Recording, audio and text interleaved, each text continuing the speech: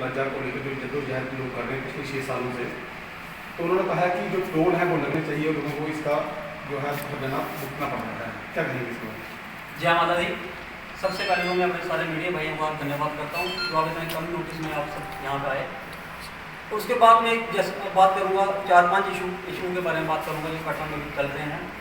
सबसे पहले बात करूँगा जैसे कि कल आप सभी ने सुना कि मीडिया वार्ता हुई बीजेपी की तरफ से, उधर बात हुई कि कटरा के लिए स्पेशल पैकेज की मांग की गई।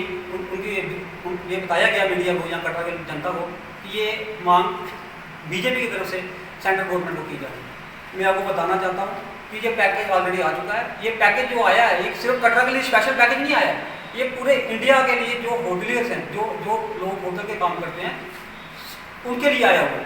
जैसे कि मैं आपको बताऊँ ये लोन ये पैकेज है क्या, मैं आपको थोड़ा ब्रीफ करूँगा इसके बारे में। ये पैकेज क्या है कि जिस होटल का लोन आगे से चल रहा है उसी होटल वाले को ये आगे और लोन देंगे। उस चीज़ का मेरे को समझ नहीं आई कि हम आम लोगों को फ़ायदा क्या है इस चीज़ का। जिन होटल के आगे लोन चल रहे हैं उनको आप और लोन दोगे। और जिस होटल का मैं अब आपके माध्यम से पूछना चाहता हूँ सेंट्रल गवर्नमेंट से कि जिस होटल का लोन नहीं है उस होटल को क्या फ़ायदा है या इस चीज़ का आम जनता को क्या फ़ायदा है इस पैकेज का। ये बिल्कुल ये बेबुनियाद है। हमें इस चीज़ का तो समझ नहीं आया कि ये पैकेज क्या है और इससे आम जनता को क्या फ़ायदा होगा। और दूसरी बात मैं आपको बताऊँ टोल को लेके, जैसे कि आप सभी को पता है कि रियासी डिस्ट्रिक्ट की ये बहुत पुरानी मांग है टोल को लेके कि उनसे ये टोल वसूला जा रहा है। एक किस्म से ये जजिया वसूला जा रहा है, जजिया कहूँगा मैं इस टोल को। कि जैसे अगर आपको मैं बात बताऊँ कि जब ये टोल बना था गवर्नमेंट ने ये जब ये रोड बना था गवर्नमेंट ने टोल लगाया तो उसका मेंटेनेंस चार्जेस, उस रोड का खर्चा, जैसे कि 15 साल में उन्होंने एक टाइम, अब सोच लीजिए कि अगर उन्होंने 15 साल एक टाइम रख दिया कि इस 15 साल में वो ये रोड का जो खर्चा आया हुआ है वो टोल के थ्रू वसूल करेंगे। उसमें उन्होंने चार्जेस रख दिए 80 रुपये।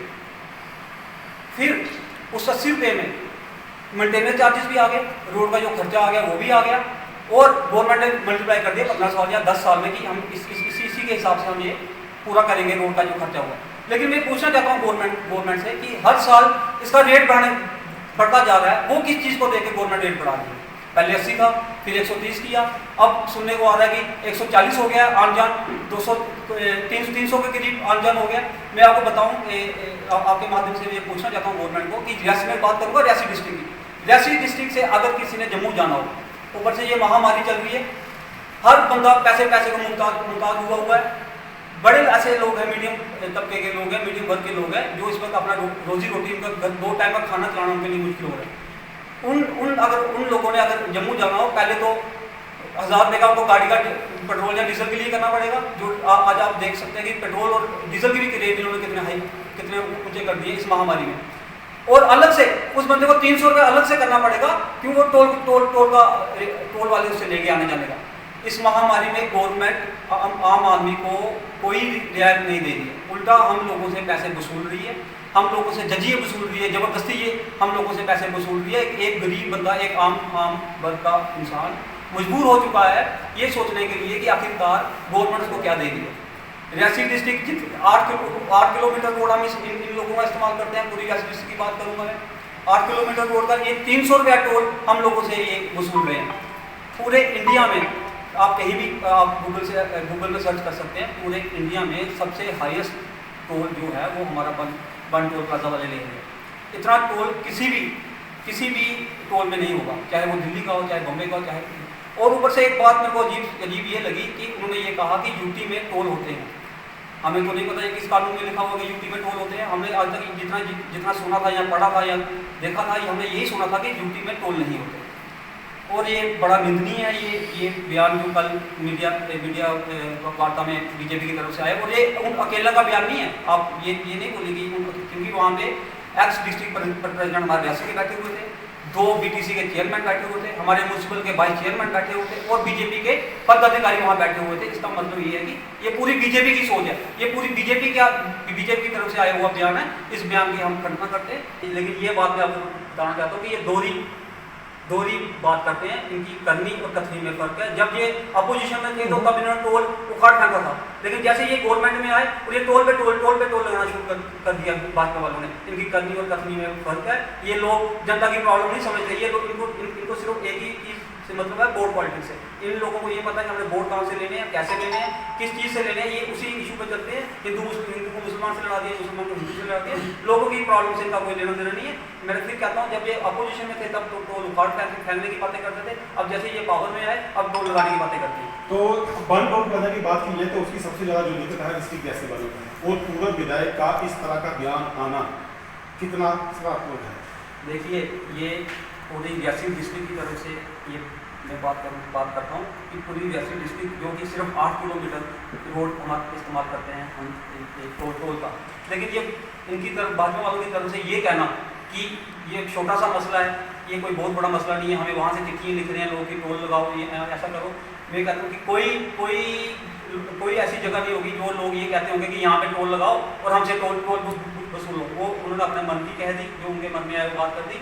वहाँ पे अरनास के जो इलेक्शन लड़ी हुई है जिन्होंने उस कॉन्स्टिट्यूंसी, वहाँ वो भी लोग बैठे हुए थे।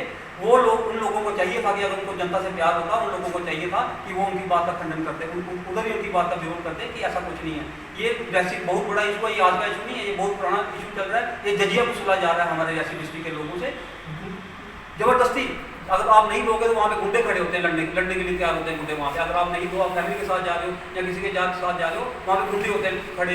अगर आप उनके लिए कुछ भी बोलोगे या आप उनके देने से मना करोगे, वो लड़ने के लिए तैयार हो जाते हैं। मैं फिर आपको कहता हूँ कि रियासी डिस्ट्रिक्ट से अगर किसी बंदे ने जम्मू जाना हो, अब पहले तो उसको 1000 रुपया गाड़ी का रेडी करना पड़ेगा, फिर उसको 300 रुपया वो उसको ये भी देना पड़ेगा कि वो वहाँ पे टोल में दे। मैं आपके माध्यम से ये गवर्नमेंट से ये मांग करता हूँ कि रियासी डिस्ट्रिक्ट को इस वक्त जो महामारी में गवर्नमेंट को चाहिए कि रियासी डिस्ट्रिक्ट में इसमें टोल फ्री करना चाहिए। और जैसे नया यहाँ पे लॉकडाउन लगा तो हमारे गवर्नमेंट से बयान आ गया कि हम टोल फ्री कर रहे हैं। तब तो लॉकडाउन था, तब तो कोई गाड़ी टोल से जा नहीं रही थी, किस चीज़ का फ्री किया? जैसे लॉकडाउन खुला वैसे इन लोगों ने टोल वसूलना शुरू कर दिया। हालांकि आप जानते हैं कि कहीं ना कहीं लॉकडाउन अभी भी चल रहा है। कोई ऐसा लॉकडाउन आप बोलो कि बिजनेस खुल गया कि किसी का किसी का बिजनेस नहीं खुला हुआ है, सारे अभी सर्वाइव कर रहे हैं इस महामारी में। गवर्नमेंट से हम मांग करते हैं कि जब तक ये महामारी चल रही है, जब तक लोगों के बिजनेस अपने पाँव में द्वारा उसी रफ्तार में नहीं आते, गवर्नमेंट को ये टोल फ्री करना चाहिए हमारे रियासी डिस्ट्रिक्ट के लोगों के लिए।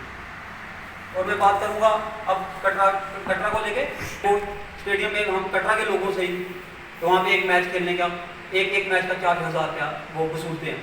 मैं आपके माध्यम से श्राइन बोर्ड से भी अपील करता हूँ, ये उनसे मांग करता हूँ कि ये हमारे कटरा की ज़मीन है। ये श्राइन बोर्ड ज़मीन कहीं बाहर से अपने घर से उठा कर नहीं लाए, ये हम लोगों की ज़मीन है, हमारे कटरा के लोगों की ज़मीन है। ये हम अपनी ही ज़मीन में खेलने के किस चीज़ के हम पैसे दें श्राइन बोर्ड को? ये भी जजिया वसूला जा रहा है हम लोगों से। हमारा कटरा का जो यूथ है वो आज उसको ग्राउंड नहीं है कहीं पे खेलने के लिए। अगर वो क्रिकेट की साइड जाएगा या फुटबॉल की साइड जाएगा, कोई भी स्पोर्ट्स उसने खेलना हो, उस बच्चे के पास ग्राउंड नहीं है। इन लोगों ने कब्जा कर लिया हुआ हमारे कटरा की ग्राउंड में, श्राइन बोर्ड ने। मैं आपके माध्यम से फिर श्राइन बोर्ड के सीईओ से अपील करता हूँ, मैं मांग करता हूँ कि हमारे कटरा के बच्चों को वहाँ पे फ्री खेलने दिया जाए। हमने एक मैराथन हमारी श्राइन बोर्ड डिप्टी सीईओ से बात हुई है, हम आज कल तो संडे है, मंडे को हम ये इस चीज़ को लेकर मैराथन सौंपेंगे श्राइन बोर्ड को कि हमारे कटरा के बच्चों को फ्री खेलने दिए जाए, उनसे कोई ये पैसे ना वसूले जाए। वरुण जी, अगर ब्लॉक डेवलपमेंट काउंसिल की बात करें तो ये इलेक्शन बड़े ज़्यादा पैसे खर्च करके, करोड़ों रुपए खर्च करके कराए गए थे, और इसका एक मकसद था कि ब्यूरोक्रेसी को हटाया जाए बीच में से और लोगों का सीधा संवाद हो अपने ब्लॉक के प्रेसिडेंट के साथ और डेवलपमेंट तेज़ी से हो सके। लेकिन आज वही ब्लॉक डेवलपमेंट काउंसिल के चेयरमैन से उनके पास ऑफिस नहीं है बैठने के लिए, और सबसे बड़ी बात, ब्लॉक डेवलपमेंट काउंसिल का कोई फंड नहीं है और 1 साल होने को आ रहा है। इसके ऊपर आप क्या कहेंगे? देखिए, आपके मीडिया में हमने देखा कि बीडीसी के चेयरमैन वो हाथ लगा रहे हैं कि वो लोग सड़कों पे आ चुके हैं, गवर्नमेंट से ये कह रहे हैं कि हम लोगों को पावर नहीं है, हम लोगों को पावर नहीं। जैसे कि मैंने पहले भी कहा, अगर पावर की बात हो, पावर किसी बिजली के ग्रांट से नहीं मिलेगी आपको। अगर जज्बा हो काम करने का, अगर आपने सोचा हो काम करने का तो इंसान खुद बिना पावर के भी काम कर सकता है। सिर्फ एक जज्बा होना चाहिए काम करने का। और दूसरी तरफ बात करूँ गवर्नमेंट की, गवर्नमेंट सिर्फ इलेक्शन तो करवा दी, सिर्फ इन्होंने ये तो बता दी कि ये हमारे बीजेपी का चेयरमैन है, ये हमारे बीजेपी का सरपंच है, ये हमारे बीजेपी का सरपंच है। इन्होंने मोहर तो लगा दी सिर्फ वोट लेने के लिए, तब तो जब इलेक्शन आए ये लोग उनसे वोट ले सके। लेकिन ये, और दूसरी तरफ बात करूँ लोगों की बेहतरी की, ग्रामीण इलाकों में डेवलपमेंट की, वहाँ पे जीरो है। अगर इन्हीं के चेयरमैन जो बीजेपी के नाम पे जीते हुए हैं, जो बीजेपी के नाम से इलेक्शन लड़ी हुई है और जीते हुए हैं, वो लोग अगर चिल्ला रहे हैं तो आप हिसाब लगा सकते हैं जो बीजेपी से ताल्लुक ना रखता हो वो सरपंच और पंच की क्या हालत होगी, वो कैसे लोगों के काम करवाता होगा। इसीलिए ये गवर्नमेंट को डेवलपमेंट से कोई लेना देना नहीं है, लोगों से कोई लेना देना नहीं है, डेवलपमेंट के साथ इनका दूर दूर तक कोई नाता नहीं है।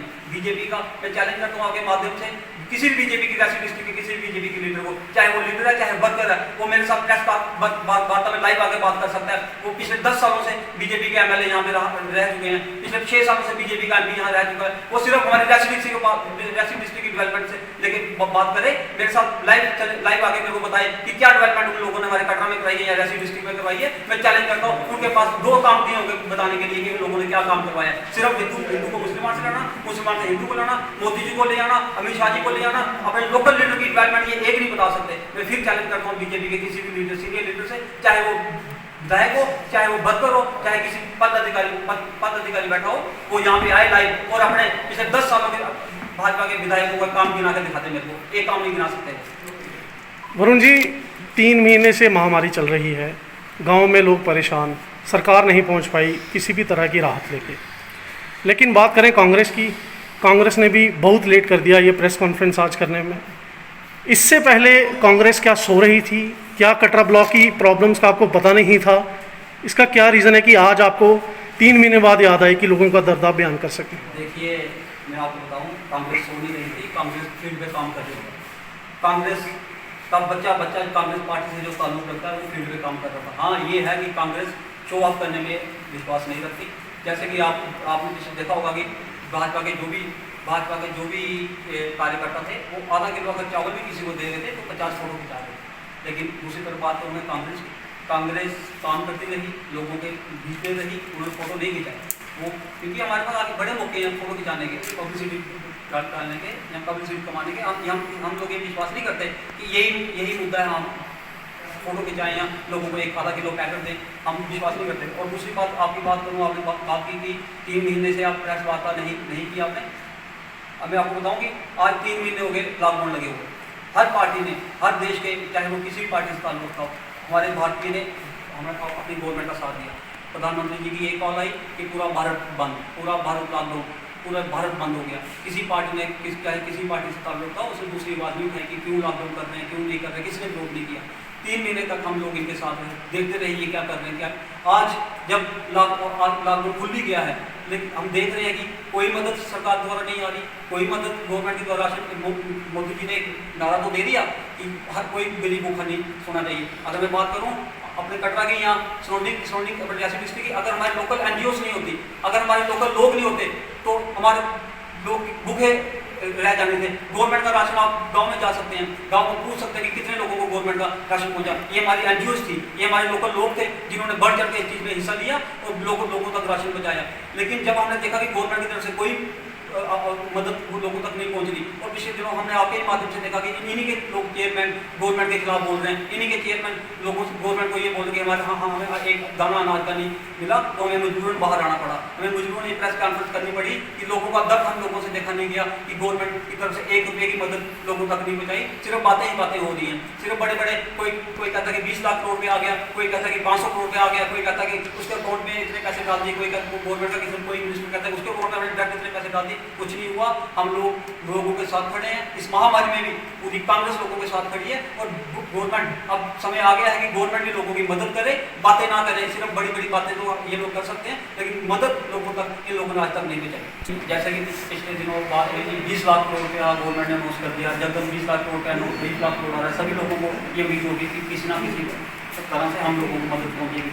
लेकिन हमने देखा कि इन्होंने PM केयर फंड के लिए भी लाखों करोड़ रुपए लोगों से लिए। PM केयर लोगों की राहत के नाम पे लोगों ने बढ़ चढ़ कर इस चीज़ में हिस्सा लिया, पूरे भारत में बढ़ चढ़ कर इस चीज़ में योगदान दिया। लेकिन आज गवर्नमेंट हमें ये बता नहीं रही है कि PM केयर फंड के पैसे इन्होंने कहाँ खर्च किए, PM केयर फंड से इन्होंने किस जगह पे राहत दी। 20 लाख करोड़ का हिसाब तो छोड़िए, ये PM केयर फंड में जो इन्होंने इन लोगों ने पैसे इकट्ठे किए उस चीज़ का हिसाब हम लोगों को नहीं दे दिए। उल्टे में आपको बताऊँ, गवर्नमेंट ने हम लोगों से लिया ही लिया इस महामारी में, हम लोगों को कुछ दिया नहीं है। हम लोगों से उल्टा लिया, चाहे वो बिजली के बिल के रूप में होगी, चाहे वो गाड़ी की किस्तों के रूप में होगी, चाहे वो पेट्रोल डीजल के रेट बढ़ने के रूप में होगी। गवर्नमेंट ने हम आम जनता की कमर तोड़ के रख दी इस महामारी में। हम लोग हर बार अपील करते रहे गवर्नमेंट से कि हम लोगों को स्पेशल पैकेज दिए जाए। मैं बात करूँगा कटरा की। कटरा आप लोगों को पता है पूरा टोटली टूरिस्ट पे डिपेंड है। यात्रा हम लोगों के यहाँ आएगी तो हम लोगों का काम चलेगा। अगर पूरे भारत में लॉकडाउन आज खुल जाए, लेकिन अगले आने वाले 6 महीने तक हम लोगों का कटरा ये बिजनेस सर्वाइव नहीं कर पाएगा, क्योंकि हम लोगों का बिजनेस पूरी तरह तो टूरिस्ट पे डिपेंड है। लेकिन हम लोगों की तरफ कल भाजपा ने प्रेस वार्ता कर दी, बड़ी बातें कर दी वहाँ पे बैठ के कि 20 लाख पैकेज आ रहा है, हम Katra hotel special Katra hoteliers के लिए आ रहा है, हम मांग करते हैं। लेकिन वो मैं जैसे पहले आपको बता चुका हूँ, ये स्पेशल पैकेज कटरा होटलियर्स के लिए नहीं आ रहा है। ये ऑल ओवर इंडिया में ये पैकेज आया हुआ है। वो भी किन लोगों को मिलेगा? जिन लोगों के आगे ही होटल के लोन चल रहे हैं, उन लोगों को ये पैकेज मिलेगा, ताकि आम आदमी को। जो 20 लाख करोड़ का पैकेज है, जो भाजपा लगातार इसके ऊपर प्रेस वार्ता कर रही है, कांग्रेस का सीधा कहना है कि वो 20 लाख करोड़ का पैकेज क्या कागजों को फीस नहीं। देखिए, जैसे मैंने पहले आपको बताया कि वो 20 लाख करोड़ रुपए का कांग्रेस के अपने फाइनेंशियल मिनिस्टर वो नहीं समझा पाए लोगों को कि ये 20 लाख करोड़ रुपया है क्या। उनको हफ्ता लग गया समझाने के लिए, लेकिन लोगों की समझ में नहीं आया ये 20 लाख करोड़ है क्या। आप आज सड़क पे या किसी भी आम आदमी से उसको 20 लाख करोड़ के लिए पूछोगे, उसको पता ही नहीं ये 20 लाख करोड़ है कहाँ और कहाँ गया।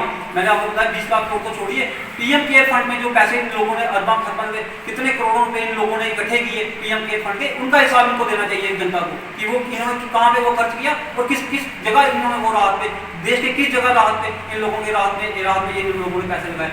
ये कुछ नहीं है, सिर्फ पैसे इकट्ठे कर दिए। वो पैसे, हाँ ये हो सकता है, सुनने में आ रहा है कि बिहार इलेक्शन आने वाली है, हो सकता है ये लोग वहाँ पे खर्च करें, वहाँ कह नहीं सकते। ऊपर से इन लोगों ने उस चीज़ को आरटीआई से बाहर रखा हुआ है कि कोई आम इंसान पूछ भी नहीं सके इन लोगों को कि आप क्या हिसाब है, कहाँ कितने पैसे इकट्ठे हुए, कितने पैसे आप लोग लगा रहे हैं। ये लोग सिर्फ बातें, जैसे मैंने आपको पहले बताया, बड़ी बातें कर सकते हैं ये, लेकिन ऑन ग्राउंड ये लोगों को 0% मदद इन लोगों ने की है।